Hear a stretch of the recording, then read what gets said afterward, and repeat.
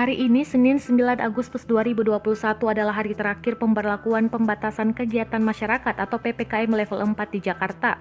Kebijakan PPKM level 4 telah diperpanjang 3 kali sejak diberlakukan pada 3 Juli 2021.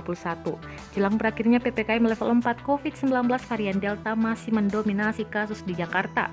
Berdasarkan data Kementerian Kesehatan, hingga 7 Agustus 2021 tercatat ada 425 kasus COVID-19 yang disebabkan oleh infeksi varian Delta.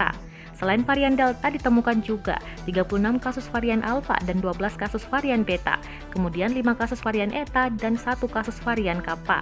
Jumlah kasus tersebut merupakan hasil pemeriksaan whole genome sequencing yang dikirim Pemprov DKI Jakarta sejak 1 Maret sampai 26 Juli 2021.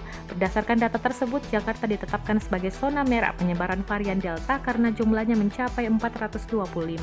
Untuk diketahui, suatu wilayah ditetapkan sebagai zona merah penyebaran varian baru virus corona apabila jumlah kasus berada di atas 100. Kabar baiknya adalah jumlah pasien di Rumah Sakit Darurat COVID-19 Wisma Atlet, Kemayoran, Jakarta Pusat terus menurun dalam beberapa hari terakhir. Berdasarkan data pada Senin 9 Agustus 2021 pukul 8 waktu Indonesia Barat ada 1.779 pasien COVID-19 yang dirawat di RSDC Wisma Atlet.